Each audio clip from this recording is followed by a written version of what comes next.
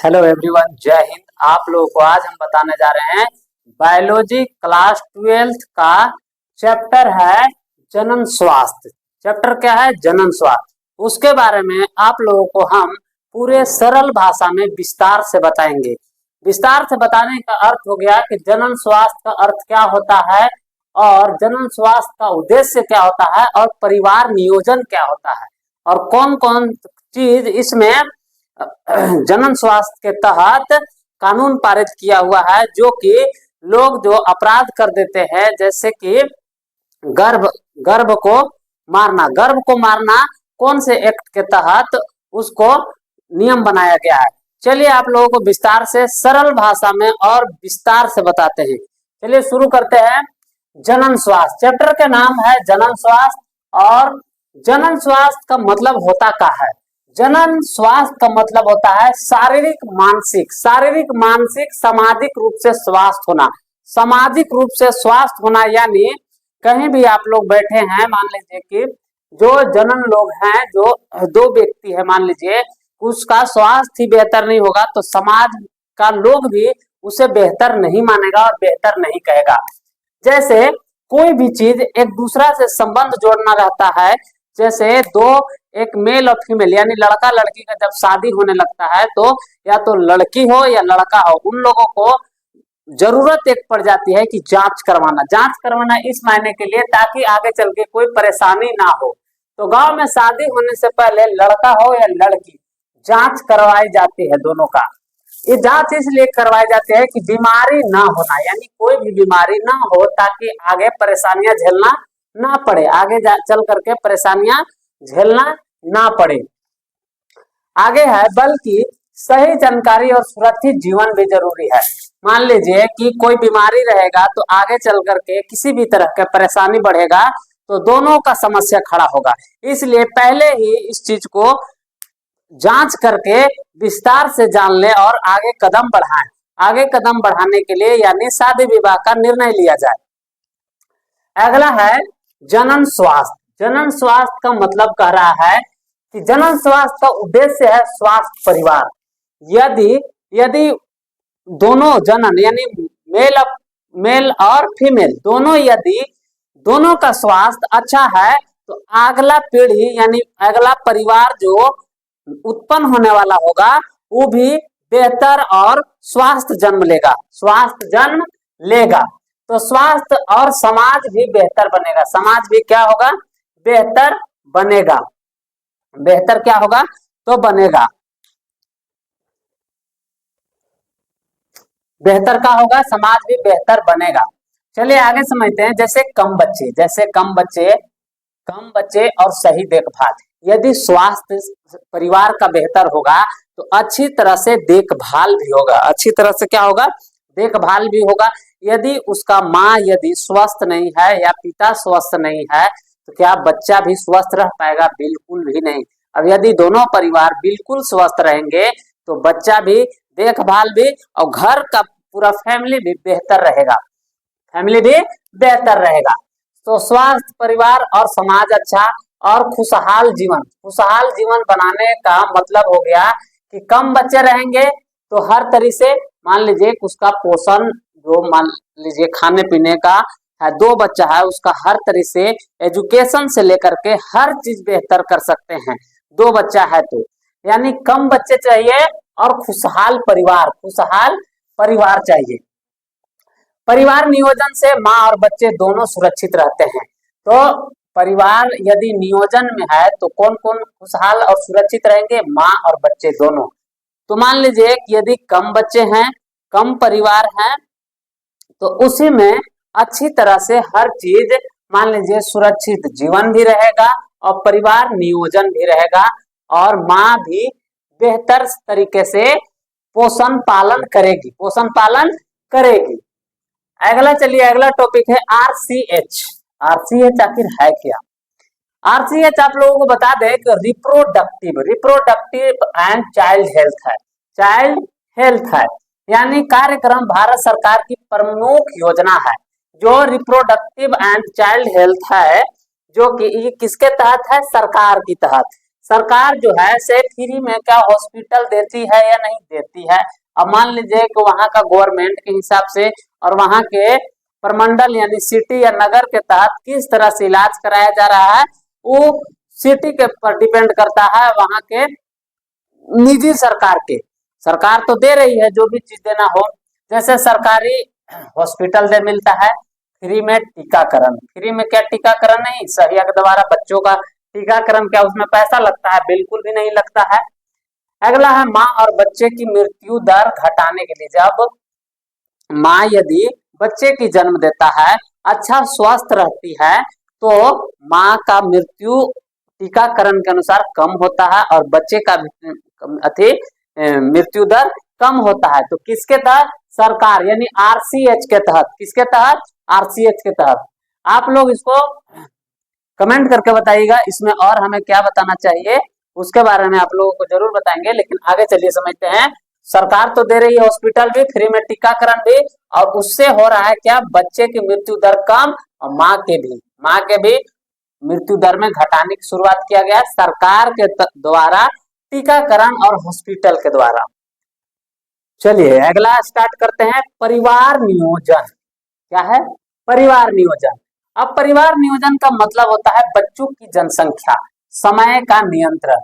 अब ज्यादा बच्चा रहेगा तो समय भी ज्यादा खपत होगा और बच्चे का नियोजन भी नहीं।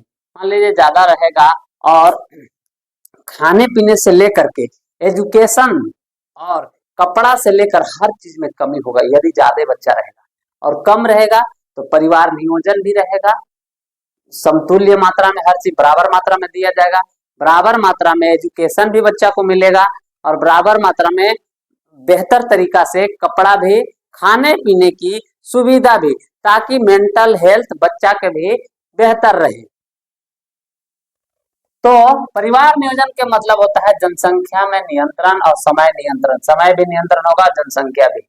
दो बच्चे के बीच 3 साल का अंतर होना जरूरी है, क्योंकि माँ का स्वास्थ्य अच्छा रहेगा तो बच्चा भी अच्छा रहेगा।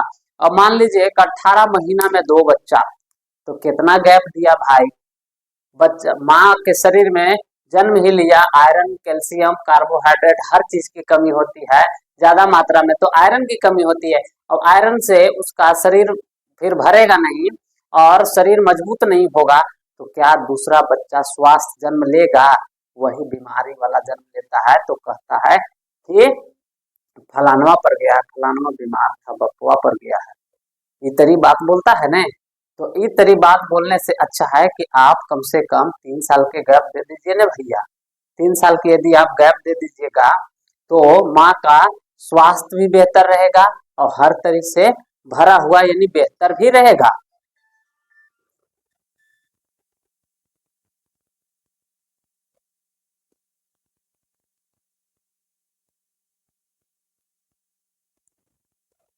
बेहतर भी रहेगा। चलिए शुरू करते हैं आगे। तो इसलिए इसलिए कहता है कि 3 साल का अंतर होना जरूरी है, 3 साल का अंतर होना जरूरी है। इसमें माँ का स्वास्थ्य अच्छा रहता है, माँ का स्वास्थ्य अच्छा रहता है।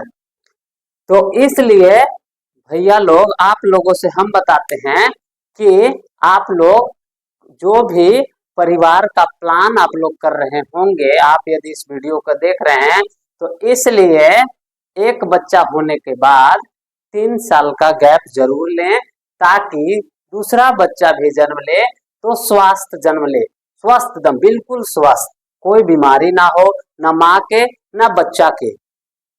आगे है गर्भ निरोधक। गर्भ निरोधक विधियां, गर्भ निरोधक विधियां जो है अस्थाई और अस्थाई और अस्थाई। अस्थाई जैसे कि पहला हो गया कि नसबंदी अस्थाई, ये जो है अस्थाई बिल्कुल ही खत्म, अस्थाई का मतलब होता है बिल्कुल ही खत्म, और अस्थाई के मतलब होता है वो हो गया कॉन्डोम, जिसको सिस्टम कहा जाता है, जिसके मतलब हर जगह पे बहुत लोग इसको मेडिसिन की तरह मेडिकल में भी मिलता है, इसका यूज आदमी लोग करता है। तो ये हो गया अस्थाई, जिसको कॉन्डम बोला जाता है। ये अस्थाई हो गया, ये गर्भ निरोधक प्रोडक्ट है। क्या है, गर्भ निरोधक प्रोडक्ट, ये अस्थाई है। और जो कि अस्थाई विधियां है वो है नसबंदी। क्या है? नसबंदी।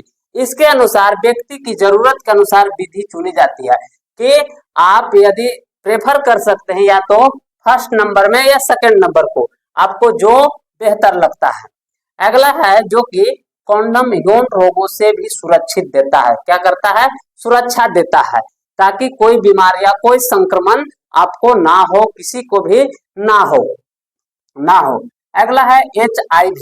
HIV के मतलब होता है ह्यूमन इम्यूनो डिफिशियंसी वायरस। क्या है? वायरस है जो कि बीमारी से लड़ने में मदद करता है। बीमारी से लड़ने में क्या करता है?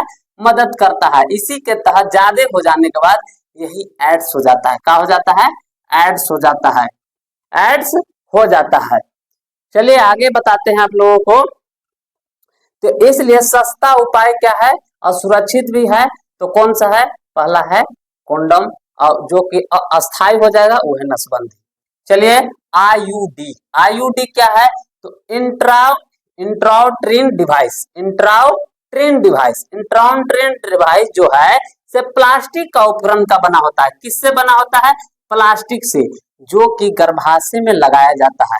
किसमें लगाया जाता है? इसका वैलिडिटी जो है से 3 से 10 साल। 3 से 10 साल ये किसके लिए है? महिला के लिए, जो कि इसका वैलिडिटी 3 साल, जो कि डॉक्टर के द्वारा गर्भाशय में लगाया जाता है। किसके द्वारा? डॉक्टर के द्वारा, जो कि फ्री ऑफ कॉस्ट है। कहाँ है? तो सरकारी हॉस्पिटल में। फ्री ऑफ कॉस्ट कहाँ है? तो सरकारी हॉस्पिटल में है। तो क्या है? IUD के मतलब होता है इंट्राउट्रीन डिवाइस, जो कि किससे बना है? प्लास्टिक से बना है। इसको कहते हैं गर्भाशय में लगाया जाता है, जो कि इसका वैलिडिटी 3 से 10 वर्ष तक प्रभावित रहता है। कितने सालों के? 3 से 10 वर्ष तक। चलिए कहा है तो फ्री ऑफ कॉस्ट है, जो कि सरकारी हॉस्पिटल में मिल जाता है। यह निषेचन से क्या करता है? तो रोकता है। महिला को निषेचन से क्या करता है? रोकता है। निषेचन से क्या करता है? रोकता है। अगला टॉपिक है गर्भपात। गर्भपात जो है से केवल चिकित्सीय कारणों से ही होना चाहिए। किससे होना चाहिए?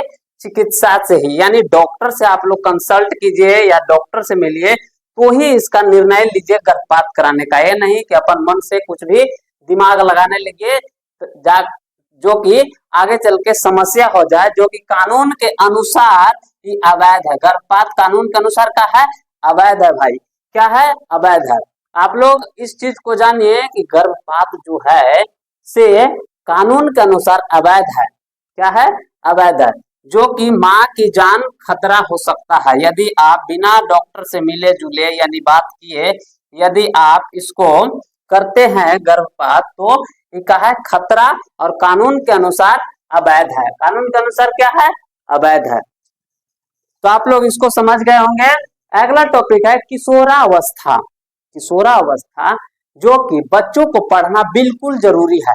सबसे इम्पोर्टेंट है कि किशोरावस्था बच्चों को शिक्षा जरूर ही मिलना चाहिए। नीड एंड नेसेसरी है, कंपलसरी भी मान सकते हैं। स्कूल में पुबर्टी की जानकारी और गलत जानकारी से बीमारी और अपराध बढ़ते हैं। तो स्कूल में गलत जानकारी से भी और पुबर्टी यानी गंदगी फैलेगी तो स्कूल में क्या होता है? बीमारी भी फैलता है, अपराध भी बढ़ते हैं।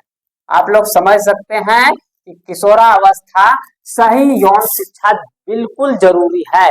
बिल्कुल जरूरी है, ताकि आगे चल करके बच्चे ना समझ ना रहे, समझ बूझ करके हर चीज आगे पैर बढ़ाएं, यानी कदम बढ़ाएं तो समझ करके बढ़ाएं।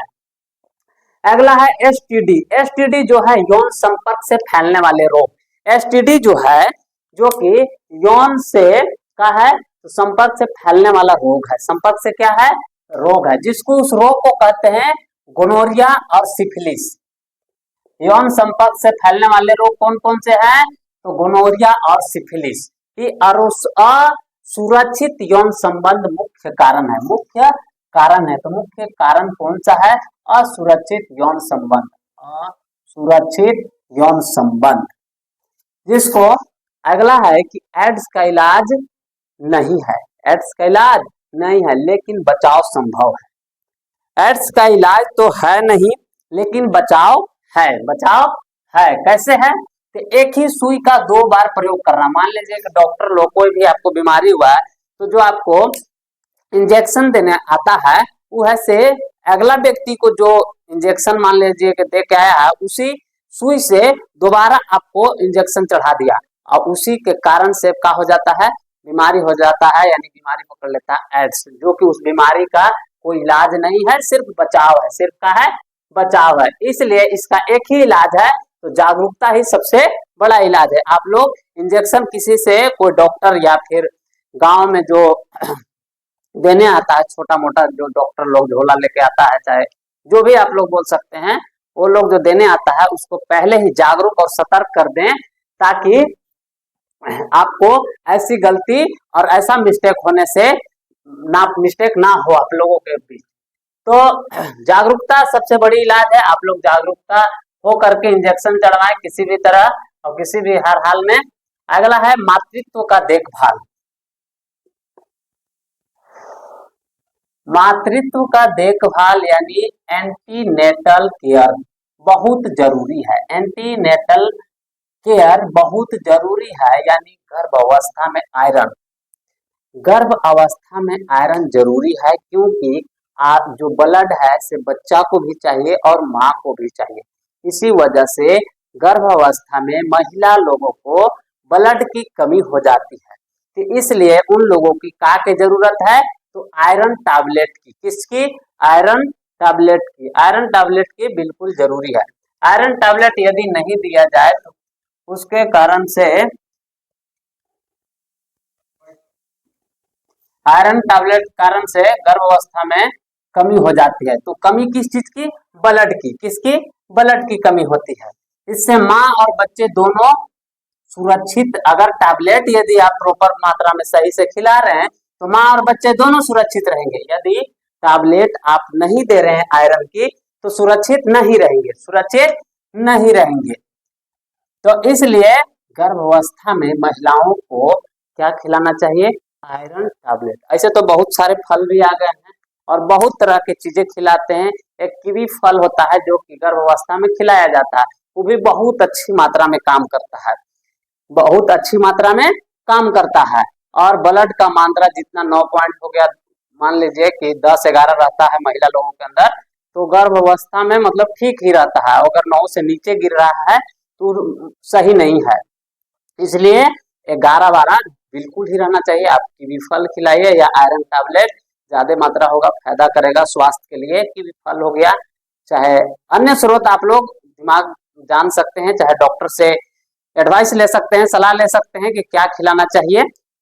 तो भैया लोग आप लोग बिल्कुल बताइएगा कि इसमें क्या, हमें तो हम कह नहीं सकते हैं, आप लोग डिसाइड कीजिएगा कि क्या खिलाना चाहिए से नहीं। हम तो 1-2 को बता दिए, आयरन टैबलेट हो गया। अगला पॉइंट है लिंग निर्धारण।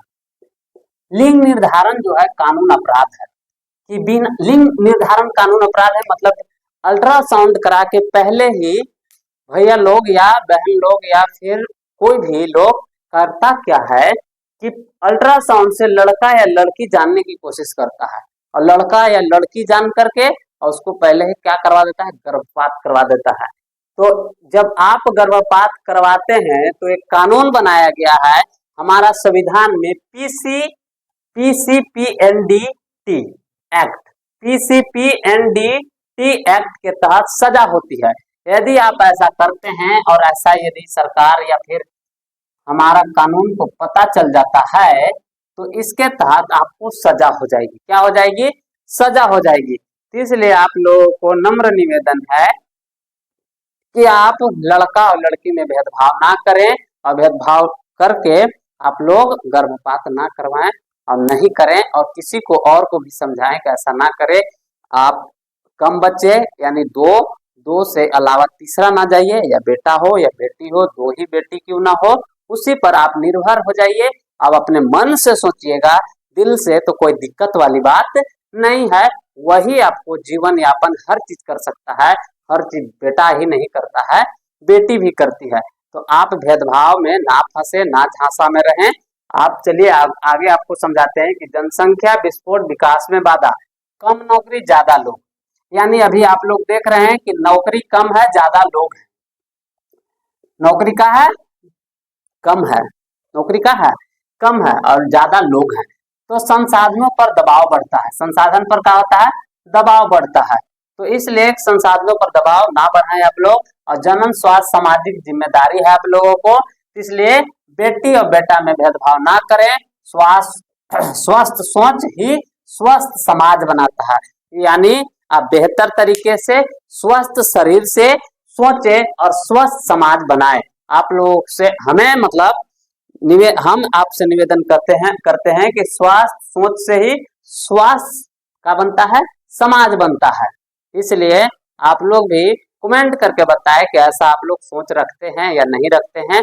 आप लोग या फिर हमारे बच्चे लोग 11th क्लास या 12th क्लास के कोई भी हो, आप लोग यदि इस वीडियो को आप लोग देख रहे हैं या देखिएगा, तो इस वीडियो के अनुसार आप लोगों को कैसा समझ में आया कमेंट करके जरूर बताएं। और क्लास 12th के लिए है, जो कि क्लास 12th का बैच 2 फरवरी को स्टार्ट होने वाला है।